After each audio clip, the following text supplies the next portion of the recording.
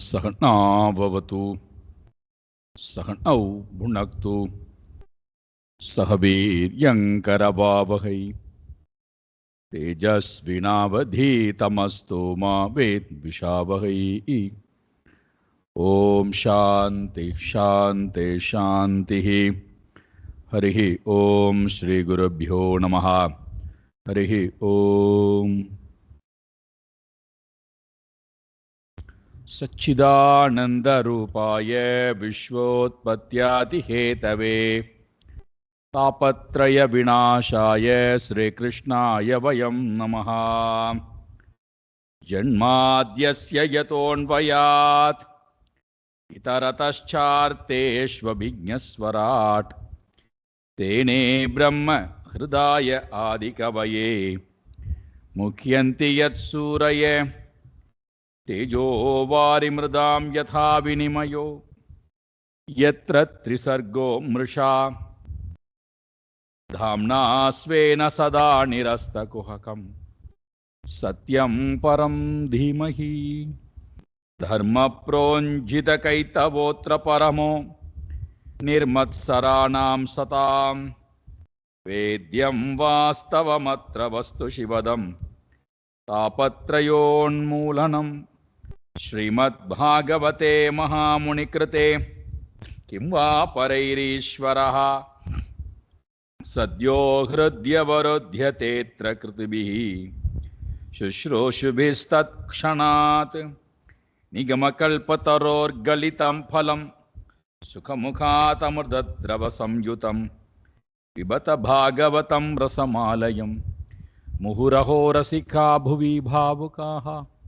नारायणं नमस्कृत्य नरं चैव नरोत्तमं देवीं सरस्वतीं व्यासं ततो जयमुदीरयेत्।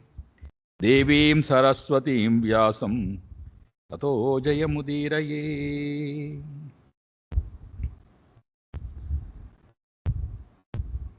இந்த பிக்ஷு பெரும் செல்வந்தனாக இருந்து வியாபாரமும் விவசாயமும் செய்து பெரும் பொருளை ஈட்டியே இப்பொழுது எல்லாம் இழந்ததற்கு பிறகு எல்லாவற்றையும் எல்லோரும் அபகரித்து கொண்டு ஒன்றும் இல்லாத நிலையிலே இந்த பிராமணன் சிந்திக்க ஆரம்பிக்கிறார். செல்வத்தினால் நான் அடைந்த பிரயோஜனம் என்ன? காலையிலே பார்த்தோம், அர்த்தமும் காமமும் நம்மால் நாடப்பட்டது என்றால் அர்த்தம் இல்லாத போது 6 விதமான தோஷத்திற்கு நாம் ஆட்படுகின்றோம். திருட வேண்டும் என்கின்ற எண்ணம் வருகிறது, ஹிம்சை செய்ய வேண்டும் என்கின்ற எண்ணம் வருகிறது, பொய் சொல்ல வேண்டும் என்கின்ற எண்ணம் வருகிறது, எப்படியாவது தன்னை மறைத்துக் கொண்டு வேஷம் போட்டுக்கொண்டு சம்பாதித்துவிட வேண்டும் என்ற எண்ணம் வருகிறது, மற்றவர்களுடைய செல்வத்தின்பால் ஆசை வருகிறது, கோபம் வருகிறது. இந்த 6ம் ஸ்தேயம், ஹிம்சா, அனிருத்தம், தம்பஹா, காமஹா, குரோதஹா, இந்த 6ம் செல்வம் இல்லாத போது நம்முடைய மனதிலே இருக்கக்கூடிய எண்ணங்கள். செல்வம் வந்துவிட்டால் ஸ்மயோஹோ மத ஸ்மயஹா என்று பார்த்தோம். தான் ரொம்ப ரொம்ப பெரியவன் என்கின்ற கர்வம், தன்னை போல யாருமே சாதித்து விட முடியாது என்கின்ற கர்வம் ஸ்மயஹா. பிறகு மதம், பகுத்தறியக்கூடிய அறிவை இழத்தல், பேதபாவம், வேற்றுமை உணர்வை பார்ப்பது, தான் என்றும் மற்றவர்கள் என்றும் ஒரே உறவிலே இருந்தால் கூட நான் வேறு மற்றவர்கள் வேறு என்று சொல்லக்கூடிய அந்த வேற்றுமை உணர்வானது செல்வம் வருவதனாலே ஏற்படுகிறது. ஸ்மயஹா, மதஹா, பேதஹா, வைரி பாவம், எல்லோரையும் விரோதியாக பார்க்கக்கூடிய நிலை. செல்வம் வராத போது 6 விதமான தோஷம். செல்வம் வந்ததற்கு பிறகு 9 விதமான தோஷம். ஸ்மயஹா, மதஹா, பேதஹா, வைரீபாவம், அவிஸ்வாசஹா, யாரையும் நம்பாமை. யாரையும் நம்பாமை. பாருங்கள், கடவுளை கூட நம்புறதில்ல நாம. யாரையும் நம்பாமை, அவிஸ்வாசம். பிறகு சம்ஸ்பர்தா வியசனானீச்ச, பொறாமை குணம். பிறகு தவறான வாழ்க்கை முறை, சூதாடுவது, கள் குடிப்பது, தவறான வாழ்க்கை முறையை பின்பற்றுவது, இதெல்லாம் சம்ஸ்பர்தாகா வியசனானி. இந்த 9ம் செல்வங்கள் வந்ததற்கு பிறகு ஏற்படக்கூடிய நிலை. இந்த 9ம் 6ம் 15 தோஷங்கள். இவர் சொல்றார், ஏதே பஞ்சதசானர்த்தாக ஹ்யர்த்தமூலா மதா நிர்ணாம் தஸ்மாத் அனர்த்தம் அர்த்தாக்கியம் ஸ்ரேயோ அர்த்தீஹி தூரஹா தத்யஜேத். செல்வத்தை நாடக்கூடிய ஒருவனுக்கு, பாருங்கள், அதாவது ஒரு சன்னியாசி சொன்னால் சரின்னு சொல்லலாம். அவர் சொல்றார், அவருக்கு இயலாமை, அவரால் சம்பாதிக்க முடியாது, நாம் சம்பாதிப்பதை பார்த்து அவருக்கு பொறாமை, நாம் செல்வம் வைத்திருப்பதை பார்த்து அவருக்கு பொறாமை என்று சொல்லலாம். நல்ல சம்பாதித்த ஒருவர், கடினமாக உழைத்து செல்வம் ஈட்டிய ஒரு மனிதர், அவர் யாராவனா இருக்கட்டும், அந்தனராக இருந்தா என்ன, அல்லது க்ஷத்ரியனாக இருந்தா என்ன, வைஷ்யனாக இருந்தா என்ன, சூத்ரர் யாராக இருந்தா என்ன, ஒரு மனிதர் செல்வத்தை கடுமையாக உழைத்து ஈட்டிய மனிதர் அனைத்து செல்வமும் இழந்து நின்று, இப்ப அவருடைய அனுபவ வாக்கியம் சொல்லுகிறது, செல்வத்தை ஒருவன் நாடி சென்றால், நிர்ணாம் மனிதர்களுக்கு, ஏதே பஞ்ச தச, இந்த 15ம் மனிதர்களுக்கு அர்த்த மூலாகி, தனத்தை முன்னிட்டு கொண்டு, செல்வத்தை முன்னிட்டு கொண்டு, இந்த தோஷங்கள் எல்லாம் மனதிலே வருகிறது.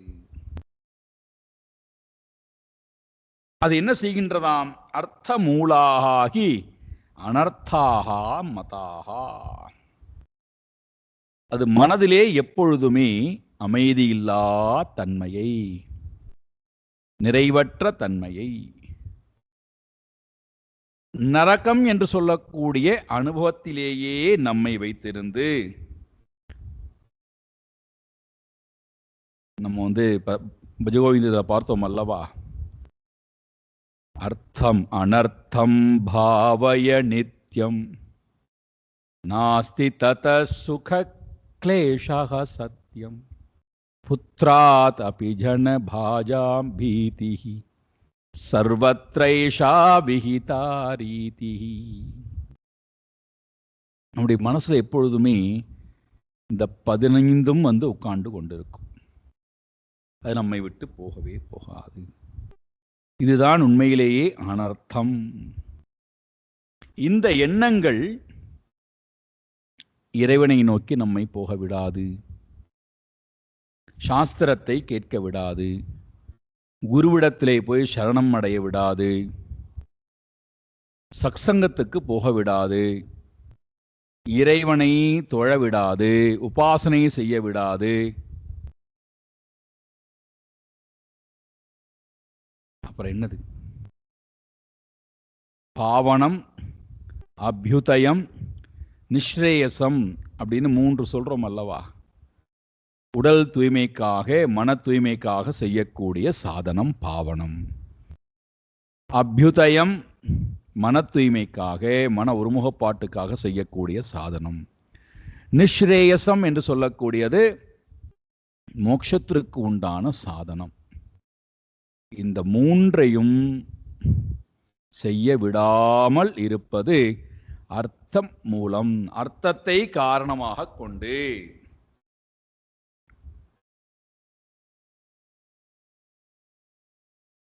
இப்போ நாம கவனமா இருக்கணும். செல்வம் தடை அல்ல, செல்வத்தை சேர்த்தல் தடை அல்ல, அதை பாதுகாத்தல் தடை அல்ல, அதை மற்றவர்களுக்கு பங்கிட்டு கொடுத்தல் தடை அல்ல. அதன்பால் நாம் வைத்திருக்கின்றோமே அபிமானம், அதுதான் தெய்வம் என்று நாம் நினைக்கிறோம் அல்லவா? அது இல்லை என்றால் என்னுடைய வாழ்க்கையே அஸ்தமனமாகிவிடும் என்று நாம் நினைக்கிறோம் அல்லவா? அதுதான் பெரும் தடை. அது அனர்த்தகா, நம்மை குறிக்கோளை நோக்கி போகவிடாமல் செய்யும் தடை படைத்தது. ஆகையினாலே இந்த பிக்ஷு சொல்றார், இந்த பிராமணர் சொல்றார், தஸ்மாத், மேற்கூறிய காரணத்தினாலே அனர்த்தம் அர்த்தாக்கியம், நம்மை எப்பொழுதுமே அனர்த்தத்திலேயே வைத்திருக்கும் தன்மை படைத்த,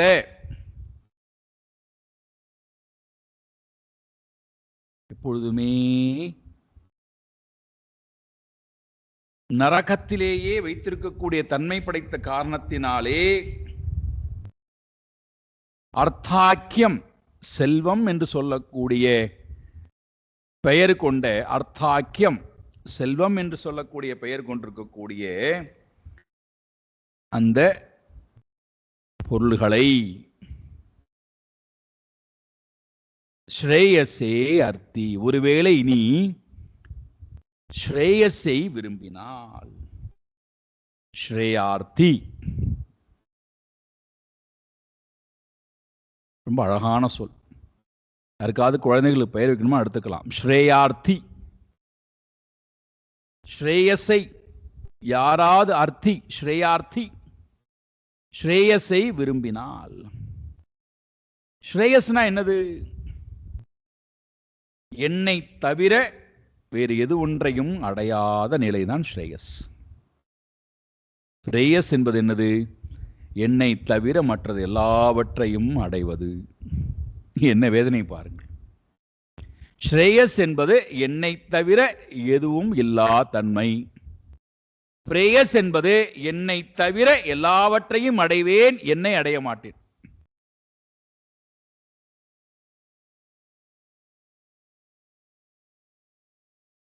நீங்கள் வீட்டில் பார்த்தீங்கன்னா அழகாக இருக்கும், இந்த காட்சியெல்லாம் நல்லா இருக்கும்.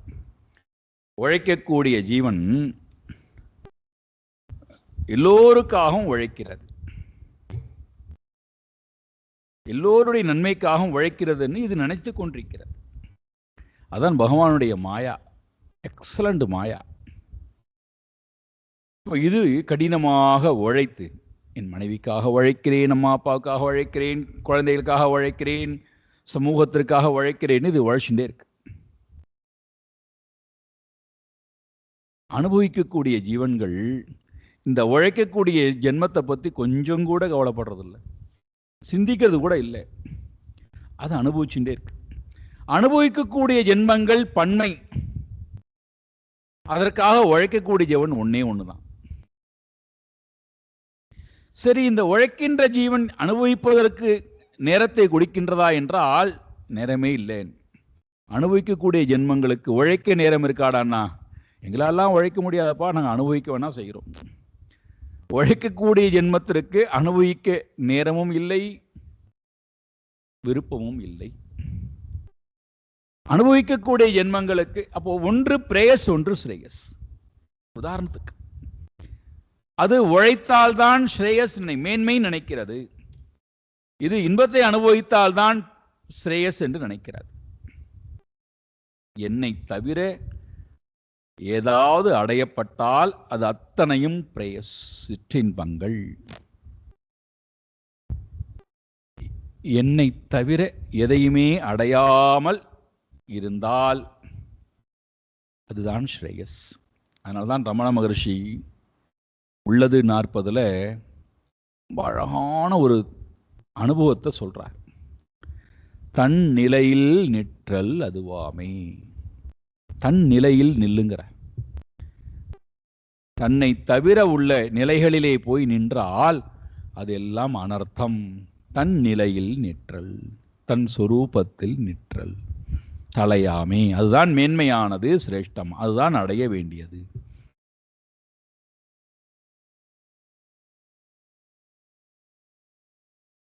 ஒருவேளை அந்த தன்னிலையில் நிற்றல் என்பதை நீ விரும்பினால், ஸ்ரேயோஹோ ஆர்த்தி, ஸ்ரேயார்த்தி, அதை நீ அடைய விரும்பினால், இந்த அர்த்தம், காமம், அர்த்தம் இருக்கல்லவா, அதை தூரஹா தியஜே, தூரஹா தியஜே. அதன்பால் இருக்கக்கூடிய விருப்பத்தை, அதன்பால் இருக்கக்கூடிய வெறுப்பை மனதிலிருந்து தூர எரிந்து விடு. தூரஹா தியஜே.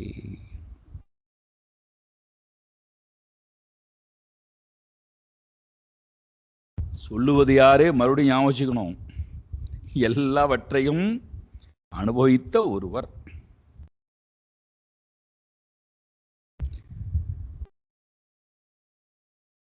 தூரஹா, ஸ்ரேயஸை விரும்பினால் மனதிலிருந்து தூக்கி எறி.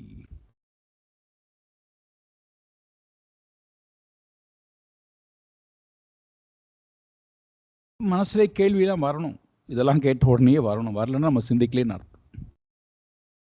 இந்த உலகத்திலே வாழ வேண்டும் அல்லவா, செயல்பாடுகள் நடக்க வேண்டும் அல்லவா, இயக்கம் நடக்க வேண்டும் அல்லவா.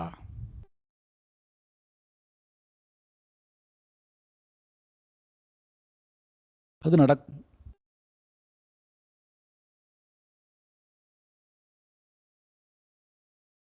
ஏன்னா பிறப்பதிலிருந்து இறப்பு வரை நமக்கு என்ன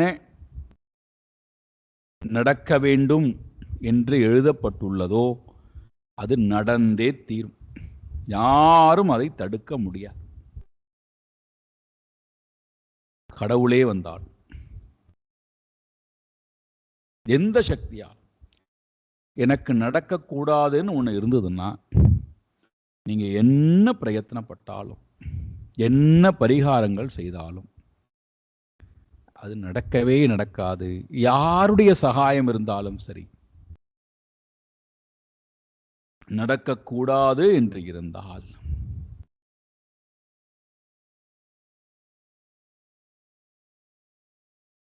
நடக்க வேண்டும் என்றிருந்தால் நீங்க ஒன்றும் செய்ய வேண்டாம், தானே நடக்கும்.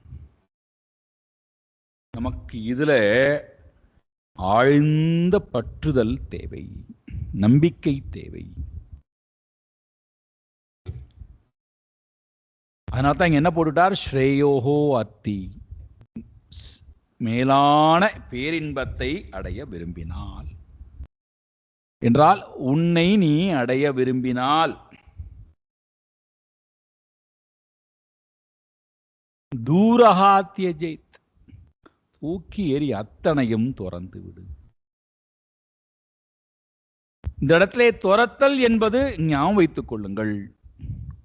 பொருளை துறக்க வேண்டாம், உலகத்தை துறக்க வேண்டாம், எதையும் துறக்க வேண்டிய அவசியம் இல்லை. காரணம், அது இறைவனுடைய படைப்பு. காலையிலே பார்த்தோம் அல்லவா, இறைவனுடைய படைப்பு. நம்முடைய படைப்பாக இருந்தால் எப்படி வேணா மாற்றிக்கொள்ளலாம். நமக்கு அந்த அதிகாரம் இல்லை. அது இறைவனுடைய படைப்பு. நாம் அதுக்குள்ள போய் நம்முடைய படைப்பை கொண்டு போய் வைத்துக்கொண்டு என்ன பண்றோம்? விளையாட ஆரம்பிக்கிறோம். யாரோ ஒருவன் படம் பிடிக்கிறான், அந்த படத்தை பார்க்க மட்டும்தான் நமக்கு அதிகாரம் இருக்கு. பார்க்கலாம், சிரிக்கலாம், அனுபவிக்கலாம், கைத்தட்டலாம், ரசித்து விட்டு வரலாம். அங்க நமக்கு என்ன அதிகாரம் கிடையாதுன்னா, இந்த காட்சியை இப்படி எடுத்திருக்கலாமே, இந்த காட்சி இதற்கு பிறகு வைத்திருக்கலாமே, இந்த நடிகரை கொண்டு வராமல் இந்த நடிகரை கொண்டு வந்திருக்கலாமே, இந்த நடிகர் இதற்கு தேவையில்லாமல் இங்கே வந்து நிற்கிறார், இந்த பாடல் இதற்கு இங்கே போடப்பட்டுள்ளது, இப்படி பாடல் எழுதியிருக்கிறாமே, இந்த பாடலை தவிர்த்திருக்கலாமே, ஒரு அதிகாரம் கிடையாது. அங்க போனா படத்தை பார்க்க மட்டும்தான் அதிகாரம். முடிந்தால் பார், இல்லையா எழுந்து போ. அவர்கள் எழுந்து போக அனுமதிக்கவில்லையா, இருக்கக்கூடிய இடத்திலேயே உறங்கி கிட, அவ்வளவுதான் முடியும்.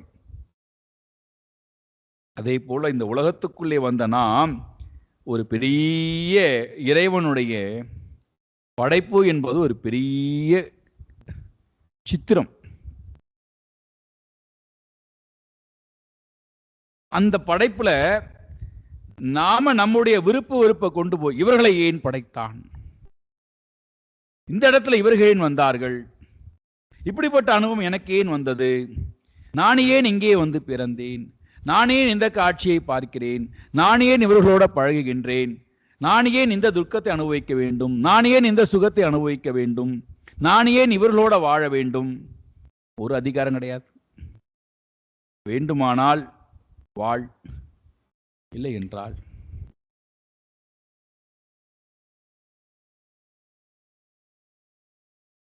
இல்ல இந்த உலகம் எனக்காக மாறியாக வேண்டும், படத்தை மாற்ற முடியாதை போல. அவ யாரோ ஒருத்தர் எடுத்து விட்டான் 3 மணி நேரம் படத்தை, எனக்கு பார்க்க மட்டும்தான் அதிகாரம். இந்த உலகத்திலே இறைவனுடைய படைப்பிலே நான் எப்படி வாழ வேண்டும்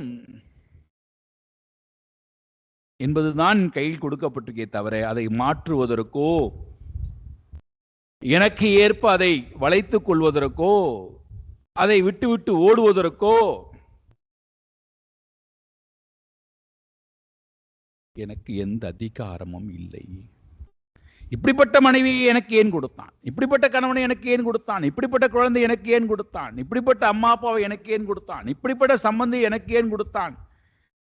நாம விரும்பி படத்துக்கு போயிருக்கோம், அதனால நாம அந்த படத்துக்கு எதுக்கு போகணும், நாம தானே டிக்கெட் எடுத்துன்னு போகணும் இந்த படத்தை பார்க்க வேண்டும் என்று. இந்த உலகத்தில் நாம தானே விரும்பி வந்திருக்கோம். விரும்பி வந்த நாம் படத்தை பார்க்க மாட்டேன், இந்த படத்தை அனுபவிக்க மாட்டேன், நமக்கு எந்த அதிகாரமும் இல்லை. அப்போ ஒன்னே ஒன்று செய்யலாம், இந்த எதுவும் என்னை பாதிக்க வேண்டாம் என்றால் என் மனதிலே இருக்கக்கூடிய 2 தூரஹா தியஜே, என் மனதில் இருக்கக்கூடிய இந்த நான் எனது என்பதை தூக்கி எறியாதவரை, துறக்காதவரை, வெளி உலகமும் இறைவனால் படைக்கப்பட்ட உலகமும் துன்பத்தை கொடுப்பதை போல இருக்குன்னு நினைப்போம். நம்முடைய உள் உலகம் இருக்கே, விருப்பு வெறுப்பு உலகம், வாசனாமயமான உலகம், அதுவும் நம்மை சதா காயப்படுத்தி கொண்டே இருப்பதாக நினைப்போம். என்ன பண்ணுவது, சந்தோஷம் இல்லாதவர்களாய், நிறைவில்லாதவர்களாய், இலக்கை நோக்கி போக முடியாதவர்களாய் நரகத்திலேயே வாசம் செய்கின்றோம்.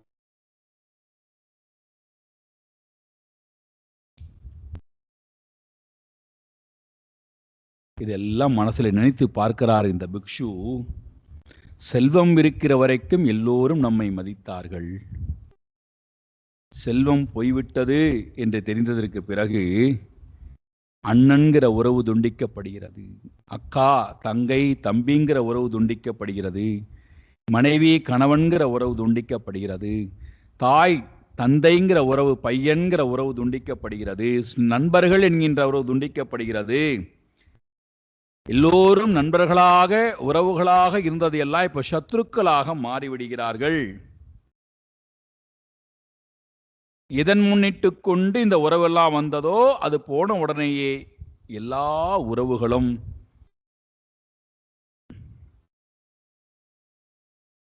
யாவத் வித்தோபார்ஜன சக்தா தாவன் நிஜ பரிவாரோ ரக்தா பஷ்சாத் ஜீவதி ஜர்ஜர தேஹே வார்த்தாம் கோபி ந ப்ருச்சதி கேஹே.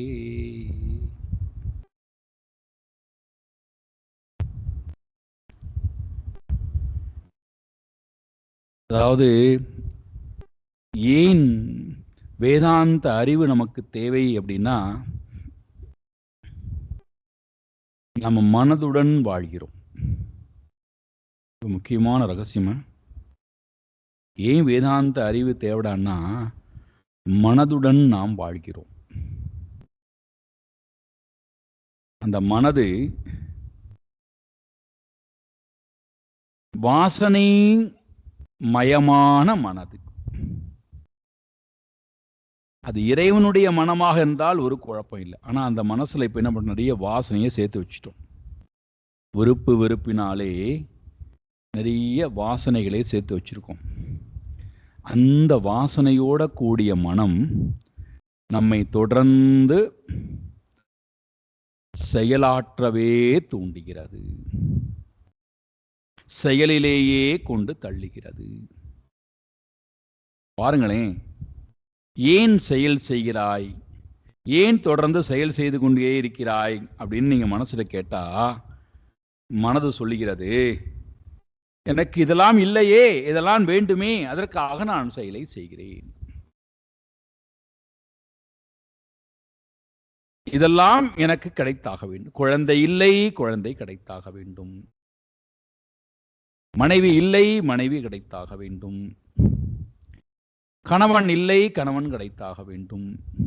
உறவுகள் இல்லை, உறவு கிடைத்தாக வேண்டும். வியாபாரம் இல்லை, வியாபாரம் கிடைத்தாக வேண்டும்.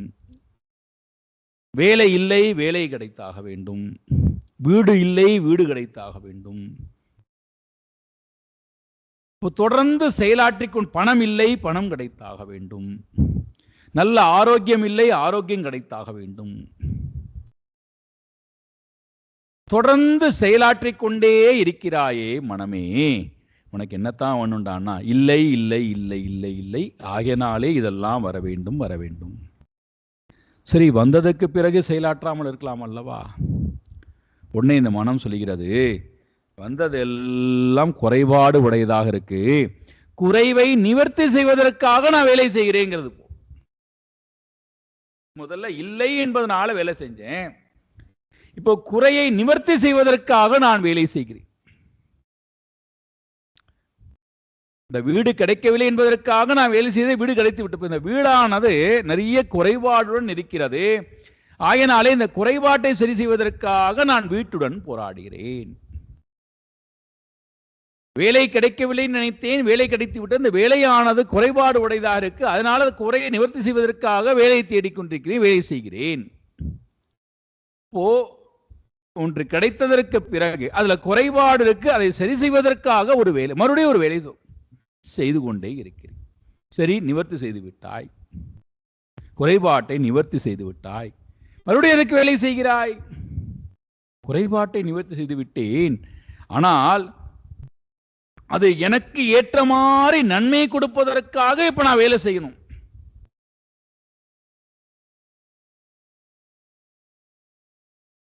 அந்த குறைபாட்டை சரி செய்வது என்னுடைய நோக்கம் அல்ல, அந்த குறைபாடானது நிவர்த்தி ஆகிவிட்டது, இப்போ எனக்கு அதனால நிறைய நன்மைகள் ஏற்பட வேண்டும், ஆகையினாலே அதை நன்மைக்காக நிறைய வேலைகளை செய்கிறேன்.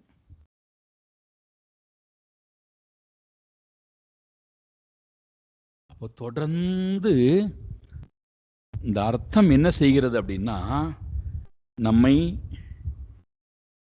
இந்த வேலை செய்தால் நிறைவடைந்து விடுவாய், இந்த பொருள் உன்னை நோக்கி வந்து விட்டது என்றால் நீ நிறைவடைந்து விடுவாய் என்று நம்மை திரும்ப திரும்ப திரும்ப செயலிலும் செயலினாலே வரக்கூடிய அர்த்தத்திடத்திலும் திரும்ப திரும்ப நம்மை கொண்டு போய் நிரந்தரமாக நிற்க வைக்குமே தவிர நம்மை அதிலிருந்து, அதனால்தான் ரொம்ப அழகா எழுதுறார் ரமண மகரிஷி, வினையின் விளைவு விழிவுற்று விட்டாய், வினை கடல் வீழ்த்திடும் உந்தி பர. அப்பா, நீ வினை செயல் என்று நீ போனாயானால் அது ஒரு விளைவை கொண்டு வரும். வினையின் விளைவு ஒரு செயல், அந்த செயலானது ஒரு விளைவை கொண்டு வருகிறது, புண்ணியம் பாவம்ங்கிற வினையை கொண்டு வருகிறது. விழிவுற்று வித்தாய், அது ஒரு வித்தை கொடுத்து விட்டு போகிறது, அதான் சம்ஸ்காரம். அந்த சம்ஸ்காரம் என்ன பண்ணுகின்றது? வினை கடல் வீழ்த்திடும் உந்தி பர. அது உன்னை வினை செயல் என்கின்ற கடலில் தான் உன்னை திரும்ப திரும்ப கொண்டு தள்ளுமே தவிர வீடு தரலிலை உந்தி பர. அது உன்னை ஒரு காலத்திலும் வீடு பேருக்கு அழைத்து கொண்டு போகாது.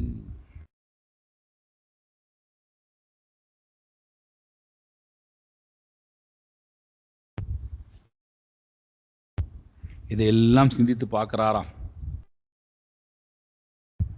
நான் இவ்வளவு கடினமாக உழைத்தும் செல்வத்தை ஈட்டியும் எனக்கும் பிரயோஜனம் இல்லாமல், மற்றவர்களுக்கும் பிரயோஜனம் இல்லாமல், பஞ்ச யஜ்ஞமும் செய்யாமல், தானமும் கொடுக்காமல், தவமும் ஏற்றாமல், மோட்சத்தை நோக்கியும் போகாமல் வீணாக என்னுடைய வாழ்க்கையை கழித்து விட்டேனே.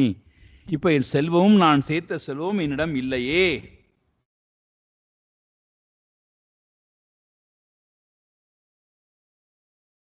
என்ன பிரயோஜனம்?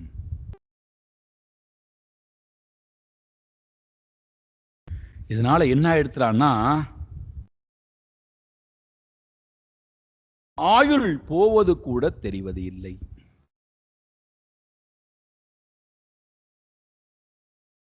ஆரோக்கியம் போவது கூட தெரிவது இல்லை. வயது வேகமாக கடந்து போவது கூட தெரியவில்லை. பலம் குன்றிப்போய் பலகீன தன்மை வருவதும் தெரிவது இல்லை. விருத்த நிலைக்கு ஒருவன் தள்ளப்படுகிறான், அப்பொழுதும் கூட தெரிவதே இல்லை.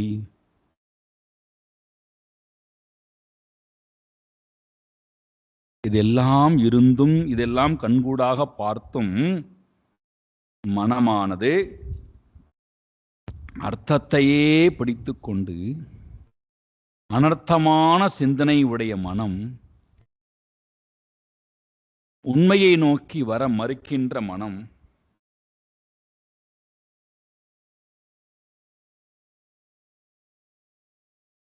தன்னுடைய வாழ்க்கையை வீணாக, தனக்கு கிடைத்த வாழ்க்கையை வீணாக கழிக்கிறது.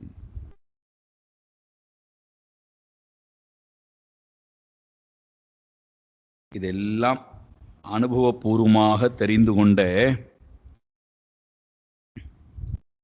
அந்த பிக்ஷு இதன் பின்னாடி ஓடுவானா என்ன? செல்வத்துக்கு பின்னாடியோ, அது கொடுக்கக்கூடிய இன்பத்துக்கு பின்னாடியோ, அந்த செல்வத்தை கொண்டு சேர்க்கக்கூடிய தர்மத்துக்கு பின்னாடியோ ஓடுவானா என்ன? நிச்சயமாக ஒருவன் ஓடமாட்டான். இதை சொல்லிவிட்டு அவர் சொல்றார், நூனம் மே பகவான் துஷ்டா சர்வதேவ சர்வதேவ மயோ ஹரிஹி ஏன நீதோ தசாமேதாம் நிர்வேதச்சாத்ம ப்ளவஹா.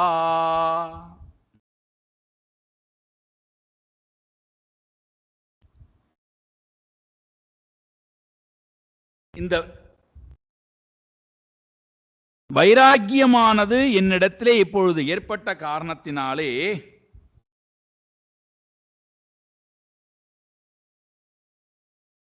என்னுடைய இந்த செயல்பாட்டை பார்த்து சர்வதேவமயஹா ஹரிஹி, எல்லா தேவ ரூபமாகவும் இருக்கக்கூடிய அந்த பரமாத்மா என்னுடைய செயல்பாட்டை பார்த்து பகவான் துஷ்டா, பகவான் சந்தோஷம் அடைந்திருக்கிறார்.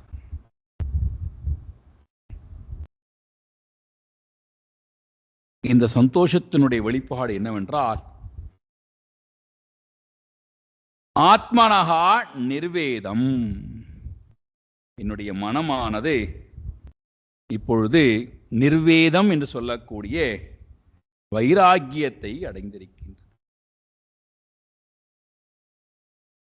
இதை பார்த்து பகவான் ரொம்ப சந்தோஷப்பட்டிருக்கிறார்.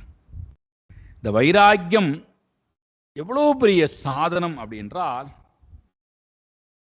ஏதாம் தசாம் ஆத்மனஹா சம்சார ப்ளவஹா, இந்த சம்சாரம் என்று சொல்லக்கூடிய சாகரத்தை தாண்டுவதற்கு ஒரு அழகான மரக்கலமாக, ப்ளவஹா மரக்கலமாக இந்த வைராக்கியமானது இருக்கிறது. இந்த வைராக்கியத்தை கொண்டு நான் இந்த சம்சார சாகரத்தை தாண்டி விடுவேன்.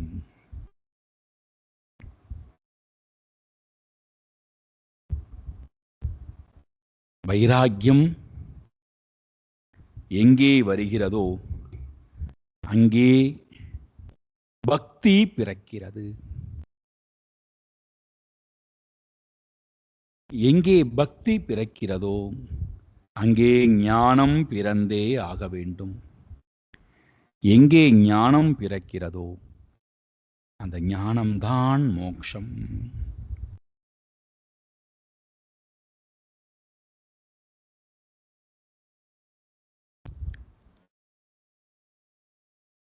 வைராக்கியம் என்பது இயலாமையினால் வருவது அல்ல, கஷ்டத்தினால் வருவது அல்ல, இழப்பினால் வருவது அல்ல, வயோதிகத்தினால் வருவது அல்ல. எல்லாவற்றையும் அனுபவித்து அதிலிருந்து பெறக்கூடிய விவேகத்தினாலே வரக்கூடிய வைராக்கியம்.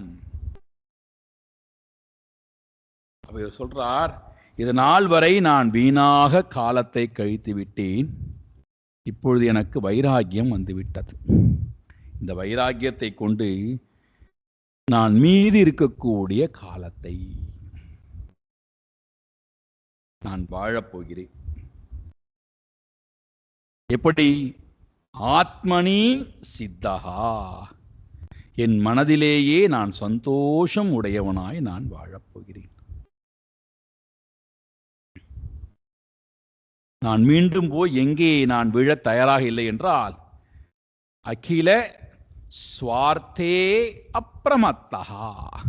ரொம்ப முக்கியமான வார்த்தை, அகில ஸ்வார்த்தே. மீண்டும் போய் நான் தர்மத்திடத்திலோ அர்த்தத்திடத்திலோ காமத்திடத்திலோ போய் நான் அப்ரமத்தஹா, ஏமாறாதவனாய் நான் இருக்க போகிறேன். மனதிலே சந்தோஷமாக நிறைவுடன் வாழப் போகிறேன். மீண்டும் போய் நான் அர்த்த காம புண்ணியத்திடத்திலே போய் நான் விழப்போவதில்லை, ஏமாறப் போவதில்லை.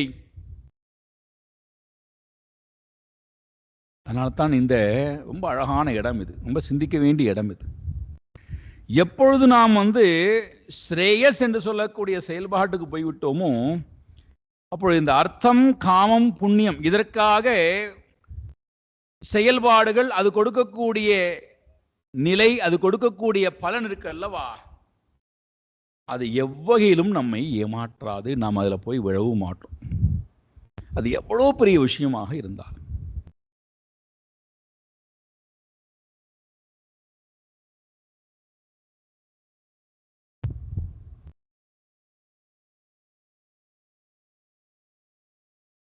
நம்முடைய மனசுல எந்த மாற்றமும் இருக்காது.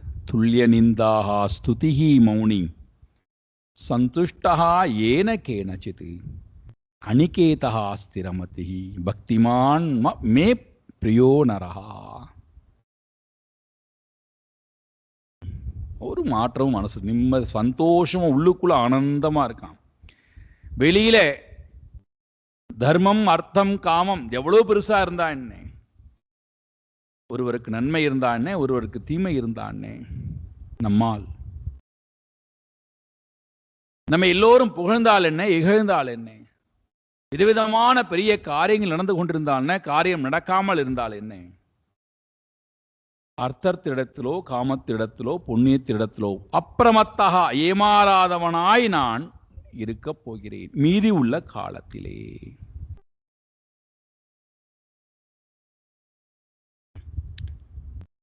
எப்படி வாழப் போகிறேன் என்றால் தபசா அங்கம் சோஷயிஷ்யே, தவத்தின் மூலமாக என்னுடைய சரீரத்தை நான் வற்ற அடிக்கப் போகிறேன்.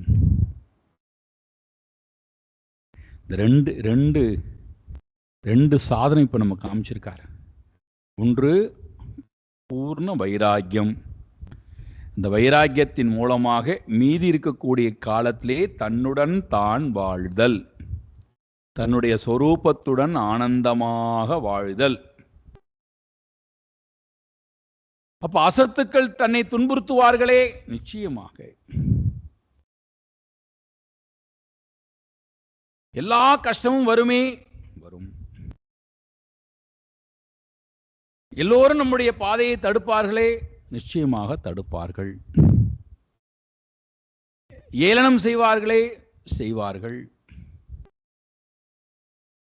நம்மை உடலால், வாக்கால், மனதால் நம்மை காயப்படுத்துவார்களே, நிச்சயமாக செய்வார்கள்.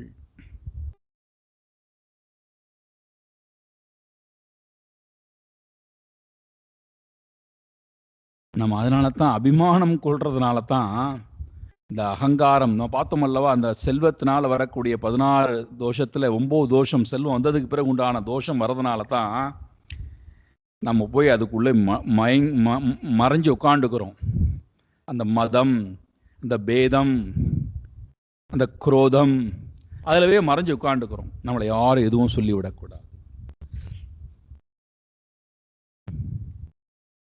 சேஃபா அகங்காரம் கொஞ்சம் கூட மாறவே அப்படியே இருக்கும்.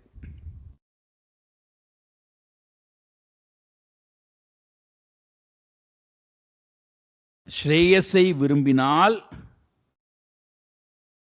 என்னோட நான் வாழ்வது, அப்போ சரீரம் இருக்கிற வரைக்கும் பிராரப்தத்தினாலே என்னென்னலாம் வர வேண்டுமோ வரும். அப்போ அதை எப்படி கையாள்வது? தபசா, தவம் என்று சொல்லக்கூடிய சாதனம்.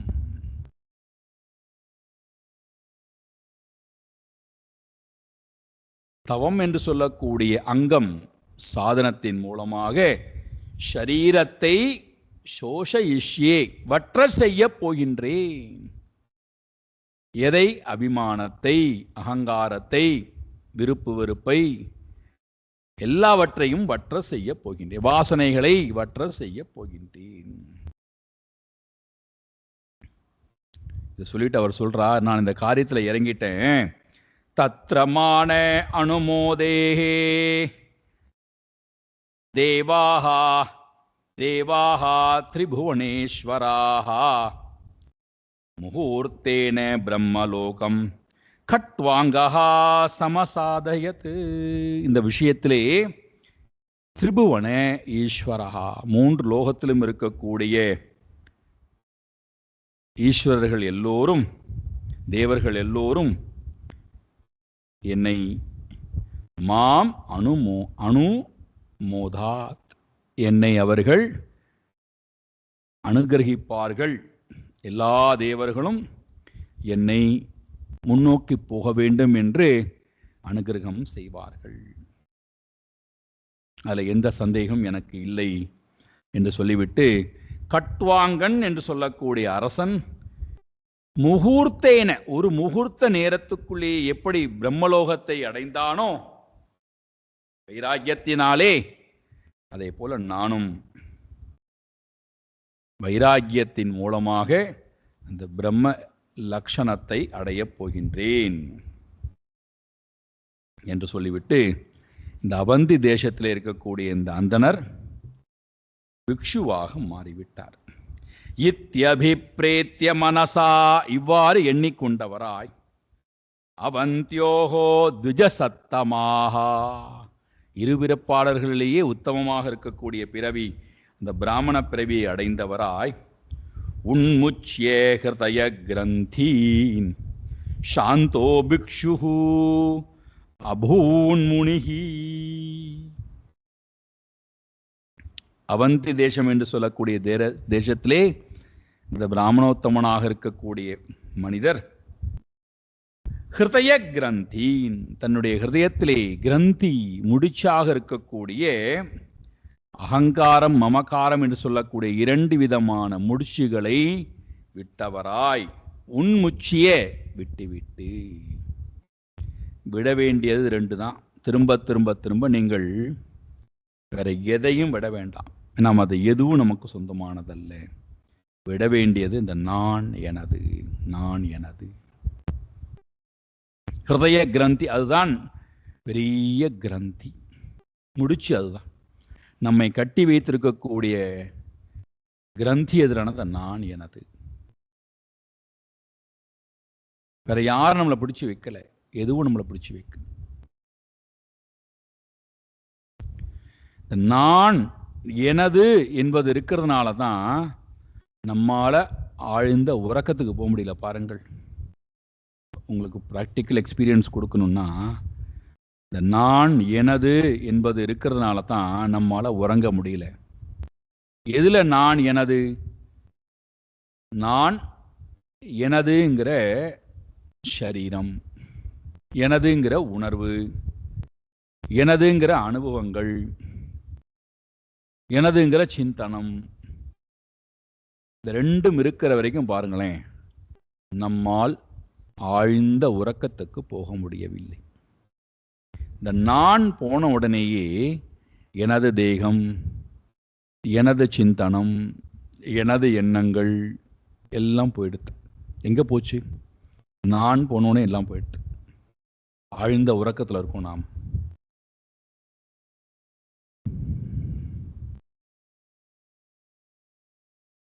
இந்த நான் நான் நான் என்பதை விடுவதுதான் முக்கியமான சாதனம், முக்கியமான வேலை. நிதித்தியாசனத்தில் நாம் என்ன செய்யறோம்டான்னா, இந்த நானை உண்மையான நான்கிட்ட கொண்டு போய் வைக்கிறோம், அதிலேயே அமர்ந்திருக்கிறோம். இந்த நான் எனது என்கின்ற இந்த ஹிருதய கிரந்தி, நம்முடைய மனதில் இருக்கக்கூடிய முடிச்சு, நம்மை பிடித்து வைத்து எல்லாவற்றிலும் நம்மை இயக்கிக் கொண்டே இருப்பது யாரான அந்த நான் தான். நான்கிற எண்ணம் இருக்கிறதுனால தான் எனது என்பது இதை செய்ய வேண்டும், இதை செய்யக்கூடாது, இது நல்லது, இது கெட்டது, இவர்களெல்லாம் என்னுடையவர்கள், இவர்களெல்லாம் என்னுடையவர்கள் அல்ல.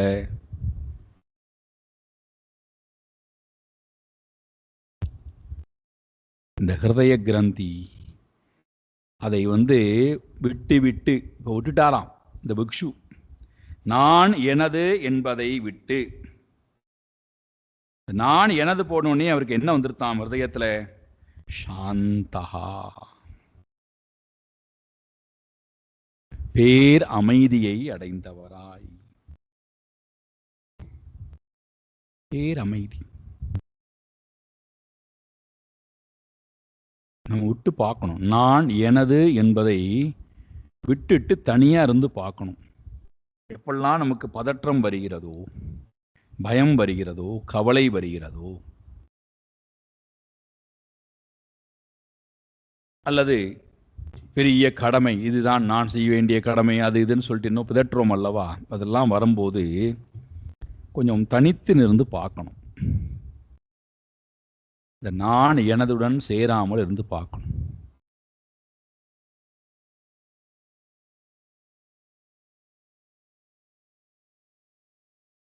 இது எப்படிடா இருக்குடானா,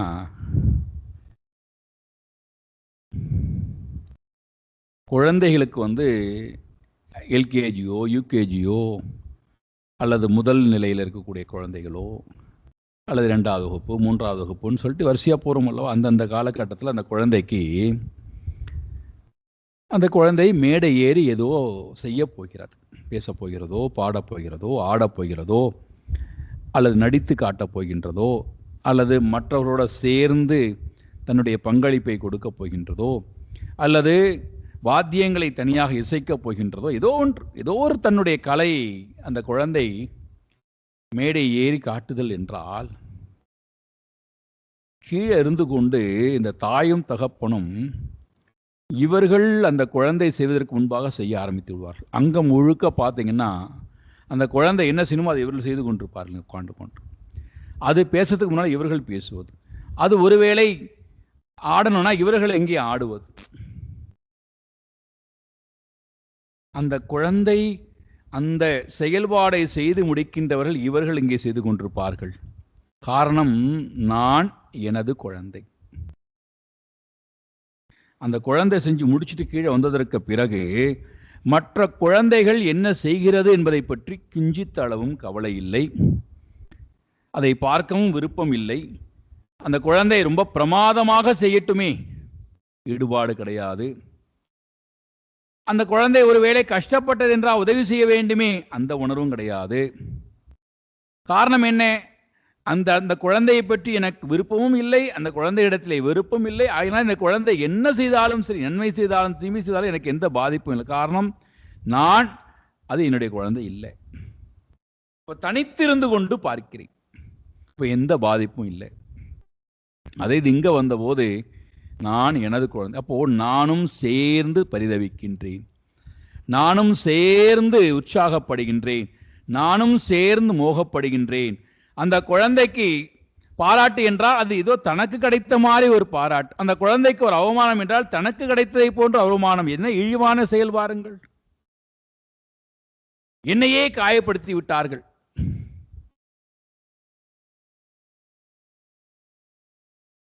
எனக்கே பாராட்டு கிடைத்து விட்டது. நான் ரொம்ப பெருமையாக, I proud of my child, I feel very proud.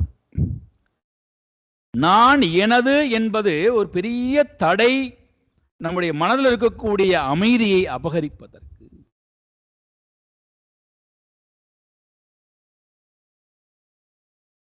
நான் என்பதே பெரிய கேள்விக்குறினா எனது என்பது எங்கிருந்து வந்தது?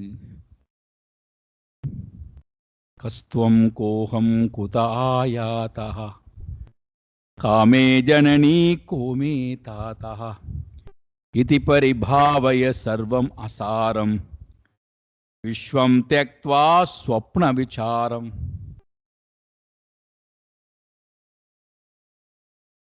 வயிமயே ச அன்யத்ர ஏகஹ விஷ்ணுஹ.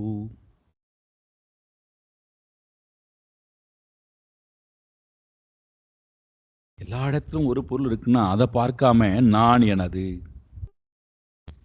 இந்த பிக்ஷு நான் எனதை அது ஹிருதய கிரந்தியா இருப்பதனால தூக்கி எறிஞ்சிட்டார். இவ எப்படி இருக்காராம்? சாந்தா, அமைதியா இருக்கார். உடனடியாக அமைதி வந்துவிட்டது. அடுத்தது பிக்ஷுஹு. பிக்ஷுனா என்னதுரான்னா துறவரம் பூண்டவராய், மனதளவிலே துறவரம் பூண்டவராய். பிக்ஷு வாழ்க்கை, பிக்ஷை எடுத்து வாழ்றார். 7 வீட்டில் பிக்ஷை எடுக்கிறார், கிடைக்கலன்னா போயிட்டே இருக்கார்.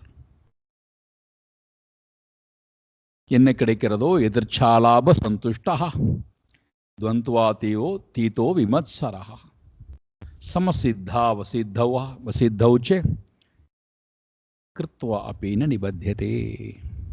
பிக்ஷு வாழ்க்கை வாழ்றார். அதோட முனிகி,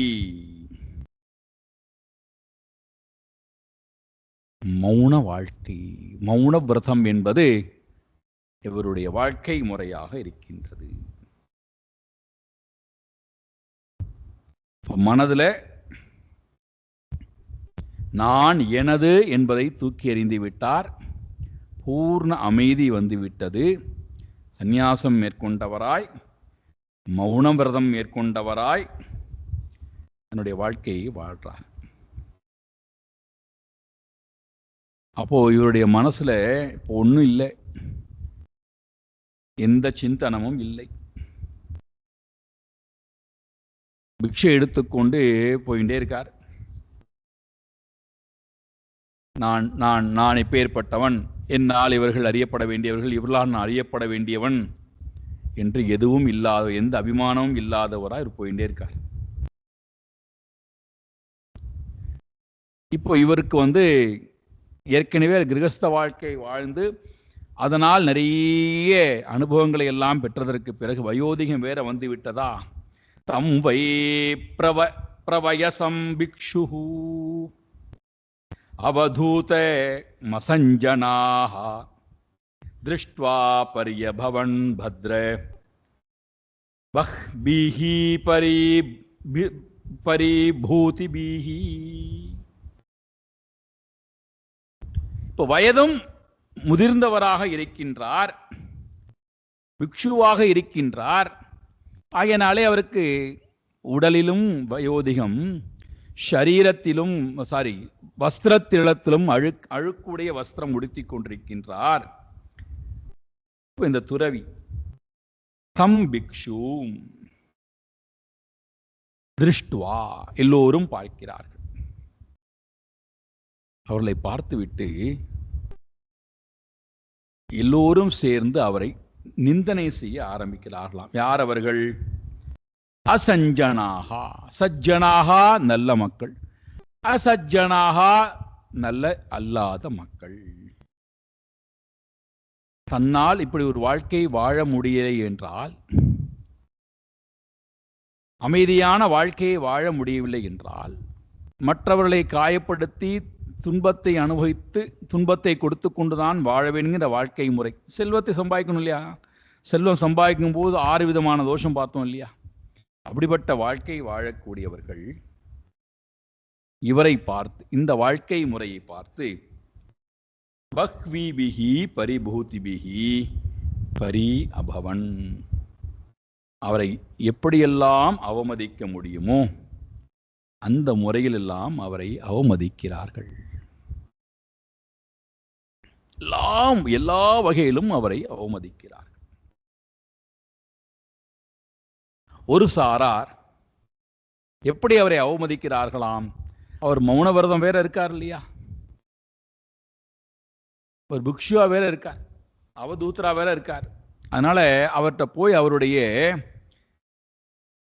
திரிவேணும் ஜஹ்ரூஹி, அவருடைய தண்டத்தை பிடுங்கிக் கொள்கிறார்கள். ஒரு பிக்ஷு என்று சொன்னால் அவருக்கு திருதண்டம் இருக்க வேண்டும், அல்லது ஏக தண்டம் இருக்க வேண்டும், கமண்டலம் இருக்க வேண்டும், ருத்ராட்ச மாலை இருக்க வேண்டும்.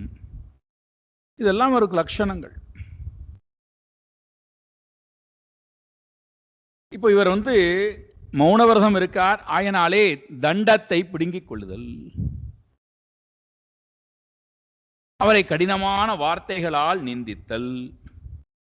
சில பேர் பிக்ஷா பாத்திரத்தை எடுத்துக் கொள்கிறார்கள், சில பேர் கமண்டலம் ஜலபாத்திரத்தை எடுத்துக் கொள்கிறார்கள், ஒரு சாராருடைய ஆசனத்தை எடுத்துக் கொள்கிறார்கள், ஒரு சாருடைய ஜெபமாலையை எடுக்கிறார்கள், உடைத்து விடுகிறார்கள். இன்னும் சில சாரா அவருடைய வஸ்திரத்தை, காஷாய வஸ்திரத்தை, கந்தலாடையை கிழித்து விடுகிறார்கள். உட்கார்ந்து கொண்டிருக்கக்கூடிய ஆசனம் மரவுரியை பிடுங்கிக் கொள்கிறார்கள். ஒரு சாரார் இவ்வாறு பிடுங்கிக் கொண்டதை திருப்பி கொடுக்கிறார்கள். இப்படி என்னென்னலாம் அவர்களுக்கு தடையை ஏற்படுத்த முடியுமோ அந்த முறையில் எல்லாம் அவரை அவமதித்தல், தடையை ஏற்படுத்தல். அவர் நதி தீரத்திலே வாழ்கிறார் என்றால் பிக்ஷை எடுத்து சாப்பிட்றார் அல்லவா? அவர் பிக்ஷை எடுத்து சாப்பிடக்கூடிய இடத்திலே சாப்பிடலாம் என்றவர் நதி தீரத்திலே உட்கார்ந்து சாப்பிட வந்தால் அந்த சாப்பாட்டிலே இவர்கள் மலத்தை கொண்டு போடுகிறார்கள், மூத்திரத்தை கொண்டு அந்த சாப்பாட்டிலே தெளிக்கிறார்கள். தன்னுடைய வாயில் உமிழ்நீரை கொண்டு அவருடைய உடம்பிலும் தலையிலும் துப்புகிறார்கள். எப்படியாவது அவருடைய மனதிலே கோபத்தை ஏற்படுத்தி, தடையை ஏற்படுத்தி, அவரை இந்த பிக்ஷு வாழ்க்கையிலிருந்து அவரை விரட்டிவிட வேண்டும் என்கின்ற எண்ணம் உடையவராய், அவரை பேசும்படி செய்ய வைக்க வேண்டும் என்கின்ற முயற்சியிலே எல்லா தடைகளையும் எல்லா கஷ்டத்தையும் ஏற்படுத்துகிறார்கள். அவர் பேசாமல் இருக்கிறார் அல்லவா? இன்னும் அவர்களுக்கு கோபம் வருகிறது. அந்த துஷ்ட ஜனங்கள் அவரை அடிக்க ஆரம்பிக்கிறார்கள். இந்த முறையில் எல்லா கஷ்டங்களையும் எவ்வளவு முடியுமோ அவ்வளவு அனுபவிக்கக்கூடிய செயல் இந்த பிக்ஷுவுக்கு ஏற்படுகிறது. வேறு சிலர் என்ன செய்கிறாராம்? இவன் திருடன், இவன் வேஷம் போட்டு கொண்டிருக்கிறான், ஆயனாலே இவனை விடக்கூடாது என்று இவனை அடிக்க வேண்டும், இவனை கட்டி போட வேண்டும், இவனை நாம் தண்டிக்க வேண்டும் என்று சொல்லி ஒரு சாரார் இவரை பலவந்தமாக கட்டி மரத்திலே கட்டி போட்டு விடுகிறார்கள். இன்னும் ஒரு சாரா சொல்கிறார்கள், இவன் ஏதோ நல்ல காரியம் செய்வதைப் போல வேஷம் போட்டு கொண்டிருக்கிறான், வெளியிலே வேஷம் போட்டுக்கொண்டு உள்ளுக்குள்ளே இவன் துஷ்டனாக இருக்கின்றான், ஆயனாலே இவனை எக்காரணத்தை கொண்டும் நான் இங்கே வாழ விடக்கூடாது, இவனை நாம் தண்டிக்க வேண்டும். பணத்தை இழந்தவன் இவன், தன்னுடைய பந்துக்களை இழந்தவன் இவன், தான் செய்யக்கூடிய தொழிலை எல்லாம் இழந்தவன் இவன், ஆயனாலே இவன் ஏமாற்றுவதற்காக இங்கே வந்திருக்கிறான், இவனுக்கு உண்மையிலேயே நோக்கம் என்பது உயர்ந்ததாக இல்லை. இது ஒரு சாரார். இப்படி எல்லா வகையிலும் அவருடைய அந்த திருப்தியை, அந்த தவ வாழ்க்கையை, அந்த வைராகியத்தை சோதித்து பார்ப்பதற்காக எல்லா கஷ்டத்தையும் கொடுக்கிறார்கள். அவர் மாறினாரா இல்லையா? அடுத்த வாரம் வாருங்கள் பார்ப்போம் சொல்றார். அடுத்த வாரம் பார்ப்போம். ஓம் பூர்ணமதః பூர்ணமிதம் பூர்ணாத் பூர்ணமுதச்யதே பூர்ணஸ்ய பூர்ணமாதாய பூர்ணமேவாவசிஷ்யதே. ஓம் சாந்தி சாந்தி சாந்தி. ஹரிஹி ஓம் ஸ்ரீ குருभ्यो நமः. ஹரிஹி ஓம்.